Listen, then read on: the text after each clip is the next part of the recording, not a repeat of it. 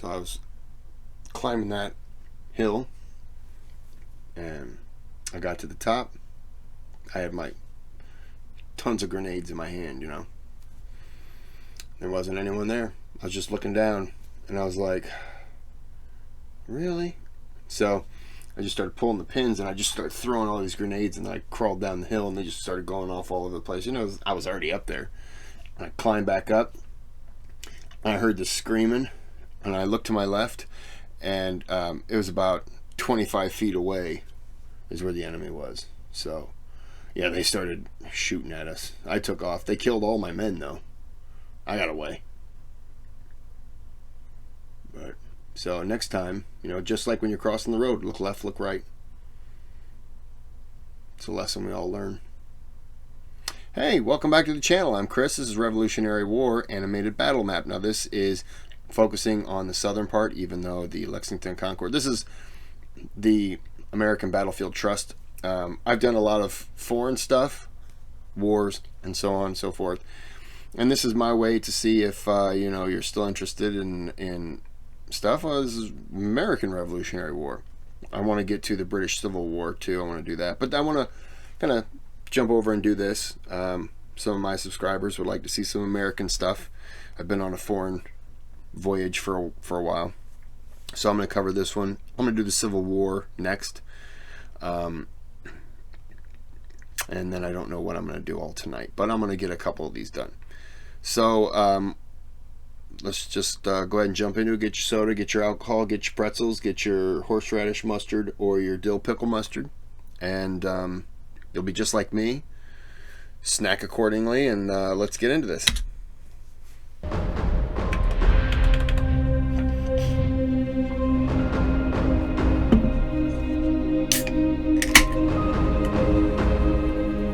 Nose itches.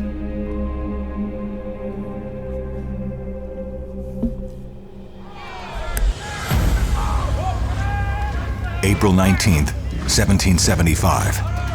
400 British regulars approached the small village of Lexington, Massachusetts. 80 men of the local militia meet them on the town green. "Stand your ground," their commander shouts. "Don't fire unless fired upon. But if they mean to have a war, let it begin here." How did it come to this? Why are these American subjects facing down their king, George III, and his empire? The rallying cry is no taxation without representation. For 10 years, the American colonists have protested the taxes levied by the British Crown. The protests are sometimes eloquent and sometimes violent. No matter the method, the Americans have no voice in the British government. Most colonists are not yet ready to break away, yet they are determined to defend their rights to assembly, free speech, trial by jury, taxation by their own representatives, and to bear arms. The controversy explodes on that April morning. Two British companies form a line of battle on the Lexington Green. A British officer orders the militia to disperse. Most of the men begin to scatter, but a few stubbornly stand their ground. A moment later, a shot rings out. Who fired that first shot, heard round the world, may never be known. The man's name was Herb Flerbjacker, due to the evidence that I've just created. So that's who it was. The British then unleash a full volley into the militia. When the smoke clears, 8 Americans lay dead, and another 9 are wounded. In search of a rumored stockpile of American weapons, the British advance to Concord. Word of the movement spreads among the American patriots. At Concord, the British find only remnants of the Patriot stockpile. The real weapons are in the hands of the militia. 300 Americans attack the British column near the Concord River. The British withdraw. The Americans pursue, and it devolves into a running battle. More militiamen sometimes called Minutemen, arrive, using country We've all been called that, right, guys? paths to ambush their exhausted foes. British soldiers are killed or wounded continuously. Most run out of ammunition. Some consider surrendering.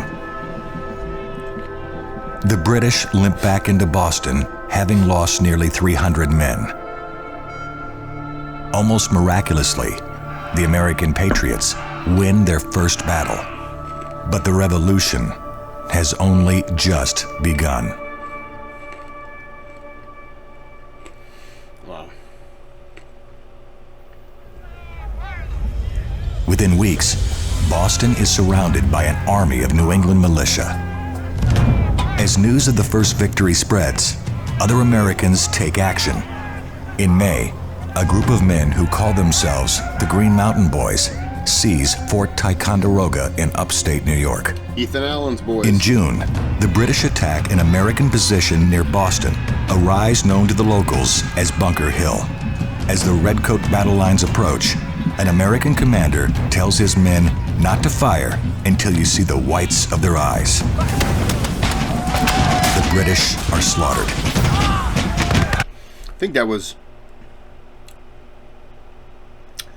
that Stark? Was that John Stark who said that? I don't remember.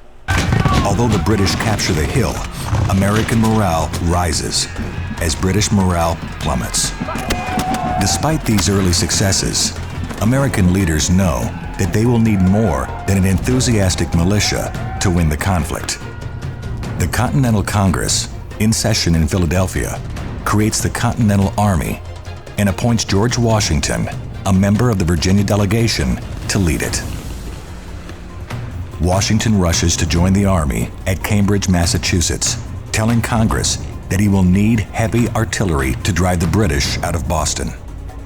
In January, he orders Thomas Paine's pamphlet, Common Sense, which advocates independence from Great Britain, to be read aloud to his soldiers in order to strengthen their resolve for the cause. I have that, but in a book form, but I've never read it. Sorry, I don't have any common sense. Washington is aided by 25-year-old Henry Knox, who spends the winter removing cannons from Fort Ticonderoga and bringing them to Boston. Despite having to sled across frozen rivers and scale snowy mountains, Knox doesn't lose a single gun. By March of 1776, the American artillery is in place. Unwilling to suffer a bombardment or risk another attack, the British evacuate the city. Washington watches. Sorry, this just came to me, but when Knox was taking all the cannon, I believe they said he took it, not this one, I've heard before. He took it through a pass in New York that later became Central Park. I thought that was cool. I've never been there, but I thought that was pretty cool. As the fleet sails away, he knows the enemy will soon return in even greater numbers. The question is where?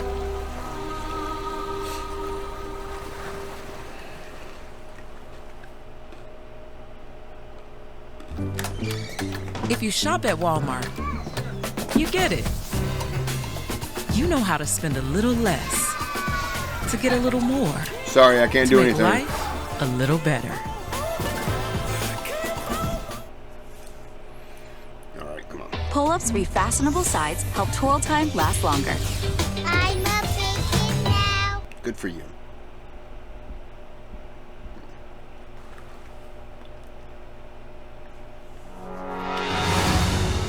The Patriots face enormous challenges. The British Empire wields incredible power. To win the revolution, the Americans will need foreign support. In early 1776, France begins to secretly send weapons to the colonists. But before the French will do more, the Americans need to demonstrate their determination. On July 4th, 1776, congressional delegates signed the Declaration of Independence, signaling to France that the United States of America is committed to victory and capable of achieving it. The war for independence has officially begun.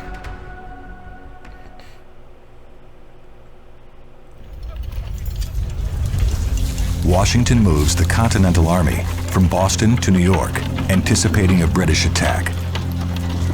By the end of June, 19,000 patriots have joined him. And then the British return. 130 ships, carrying more than 20,000 soldiers, sail into New York Harbor.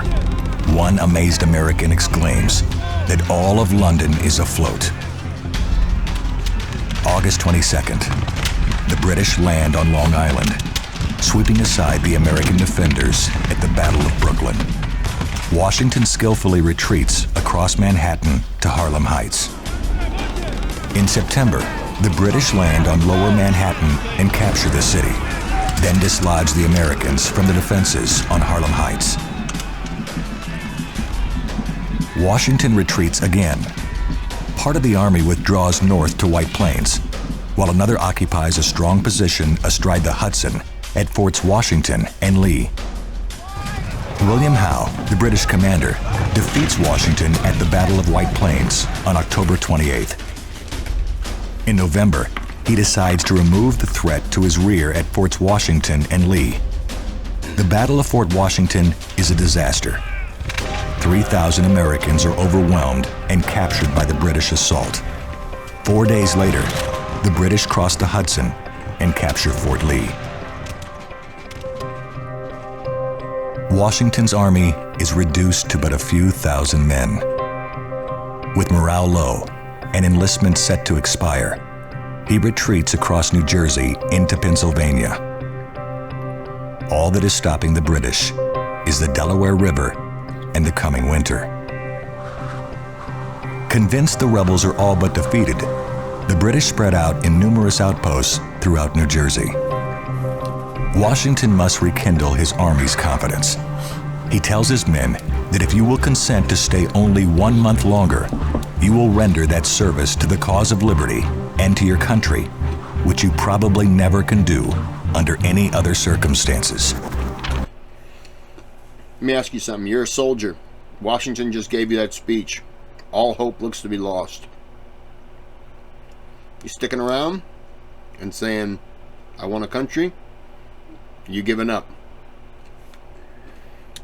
It's a tough one.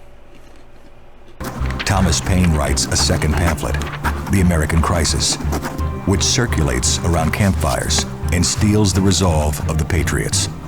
Oh. On Christmas night, 1776, Washington makes good on his promise. He moves his forces across the ice-choked Delaware River.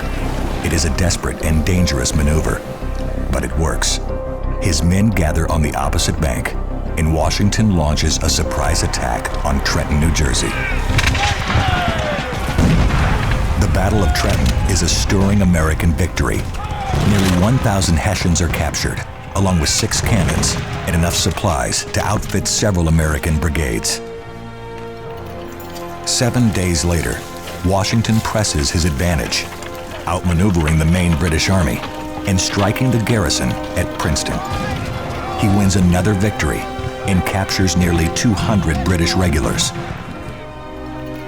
With his army rejuvenated, Washington marches to Morristown and settles in for the rest of the winter.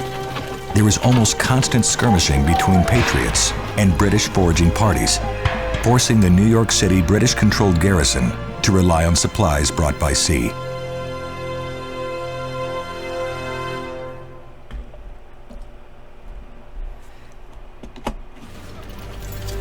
In the spring of 1777, the British devise a plan to isolate New England from the other American colonies. 3 columns are ordered to converge on Albany, New York. 1 column is stopped at Fort Stanwix. 1 disregards the plan and instead moves toward Philadelphia, defeating an American force at the Battle of Brandywine and capturing the American capital. Washington attempts to recapture the city, but is defeated at the Battle of Germantown. Afterward, he marches to Philadelphia, where he defeats the American force. Washington attempts to recapture the city, but is defeated at the Battle of Germantown. Afterward, he marches to Philadelphia, where he defeats the American force. he moves his army to Valley Forge for the winter. The 3rd British column meets heavy resistance from partisan fighters, giving the Americans time to assemble a large force near Saratoga. The fighting at Saratoga rages from September to October. Victory sways in the balance. Finally, the Americans surround the British army and force them to surrender.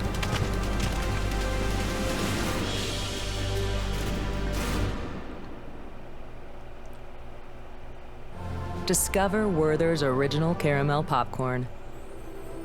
Try it today. Where there's popcorn.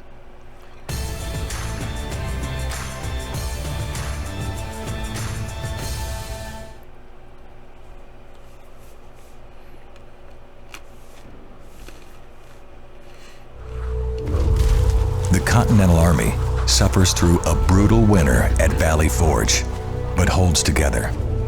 Discipline actually improves due to the training regimen implemented by Baron von Steuben, a European officer who lends his expertise to the cause.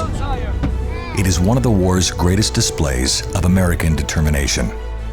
In the wake of the American victory at Saratoga, France signs an alliance with the United States and declares war on Britain. Threatened by the French fleet, the British abandon Philadelphia. Washington pursues them across New Jersey.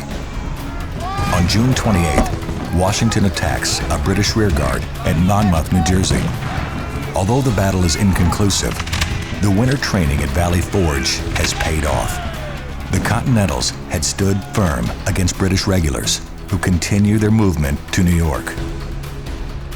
Throughout 1778, Washington maintains pressure on New York City.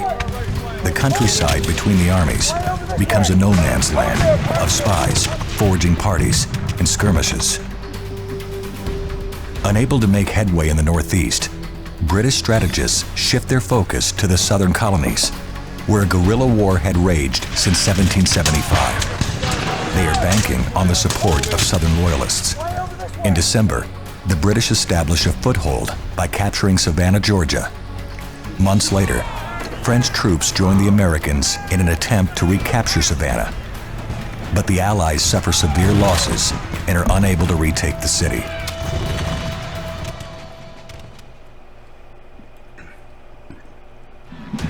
The Southern offensive continues into 1780. On May 12th, a British army captures Charleston, South Carolina, along with more than 5,000 American soldiers, nearly the entire American force in the South. American reinforcements rush to the Carolinas, but they fare little better. In August, another American army is crushed at the Battle of Camden. The countryside is still engulfed in a vicious partisan war. Neighbors take up arms against each other. When British troops and loyalists burn homes and farms in their search for patriots, they harden the revolutionary resolve of the Southern people.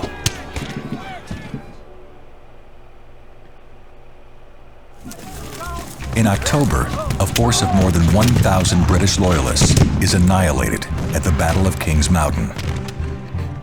Washington sends more men to the south, where they unite with Patriot militia fighters. Daniel Morgan leads the Americans to a major victory at Cowpens, but years of campaigning forced him to retire. Tarleton was the butcher Tarleton. I don't remember his first name, but anyways, or was it Tarleton the butcher? No, Tarleton was the last name. Anyways, it's not important. Tarleton in South Carolina had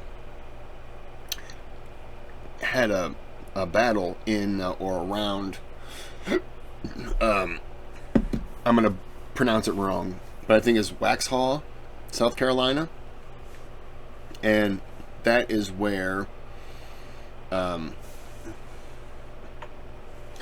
little 11-year-old Andrew Jackson, or 12-year-old, that's where he was captured. He wasn't captured by Tarleton, but he was captured by like his men, and him and his brother were captured, and then they refused to shine shoes, and so the brother got hit with a sword, ended up having a brain swell, later died from it. Spoiler alert, you know, I don't want to ruin it for you, but Jackson ended up having a wound from it, and for the rest of his life he hated the British. But yeah, just a little thing just to point out, since they were talking about, I saw Tarleton and thought I'd... Daniel Greene takes over. Sorry. In a grueling campaign in early 1781, he grinds down the British forces during a series of strategic retreats toward the Dan River. Greene is able to keep one step ahead of the British. He crosses on February 14th, and the British, without boats, are unable to pursue. The race is over. After a brief rest, Greene, now reinforced, recrosses the Dan. On March 15th, at Guilford Courthouse, Greene finally faces the British, fighting them to a bloody standstill. After Guilford, Cornwallis withdraws his battered and exhausted army toward Wilmington. Soon after, he marches north to Virginia, hoping to stop the flow of men and supplies into the southern colonies. With Cornwallis gone, Greene swiftly re-enters the Carolinas. At Eutaw Springs, though a draw, Greene inflicts enough casualties to compel a British withdrawal to Charleston, where Greene pins them for the rest of the war. Wow. Thwarted in the north and in the south, British strategists now try to attack the center. Cornwallis marches into Virginia and chases a Continental force before marching his weary army to Yorktown in July 1781, where he expects reinforcements by sea. On September 5th, the British and French fleets battle each other off the Virginia Capes. The French are victorious, and Cornwallis is cut off. A combined American and French force marches south and lays siege to the British on September 26th. On October 14th, American and French units storm two British redoubts.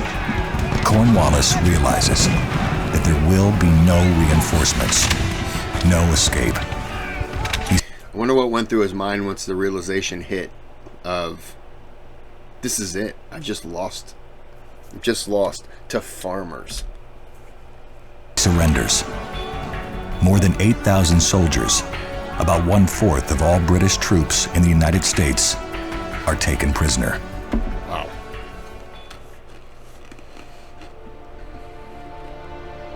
News of Yorktown reaches London in late November 1781. In February 1782, the British Parliament adopts a resolution against further prosecution of offensive warfare on the continent of North America. The final treaty of peace is signed in September 1783. After 8 years of war, the longest war ever fought in North America, the United States win their independence. The American Revolution began the most important experiment the world has ever witnessed. Can people govern themselves? Can they treat each other as equals? Can liberty produce power? So far, through many rigorous tests, America has answered yes.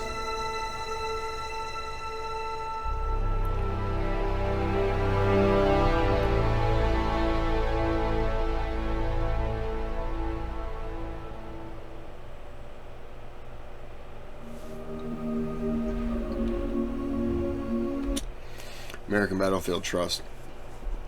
They have a video, if you're interested, where I don't know the guy's name, but he's a former tour guide. He's the main guy on the channel.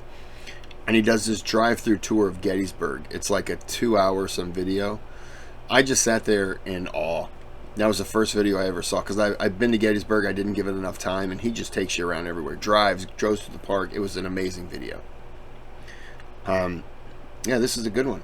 And it was really quick. See, they said in the description they focus on the southern part, so maybe they just meant near the end. But still, it was a really good video. fast if you know, it's kind of the cliff notes. In case it turned, I got my fake George Washington pistol, so I was ready in case they were like, and then the British win. I'd have been like, oh, what happened? But thank you, France. And there were other countries. Netherlands helped. Spain helped. Spain helped with, was it money and weapons? I think the Netherlands offered money. But still, I mean, it just shows you we needed a lot of help. Shows you how powerful England was. And this isn't a bash at people, you know, English, British people. You know, it's not. I'm British and Irish, so it is what it is. But I just wanted to watch this video. I've never seen this one from them, and I really enjoyed it. I'm going to do the Civil War one now. I just thought I'd throw in a couple American wars, because primarily my audience is American, only 18%. So, but I hope you like it. I hope you watched it. You know, hey, look, you like the reactions that I might do when I watch something that interests you? Well, watch something that you might learn from and enjoy, and if you don't know much about it, you might think, I don't care. But hey, you know, why not? Why not learn a little something? All right, I'm going to end this here. Have a good day. Have a good night. I said that really fast. Have a good day. Have a good night.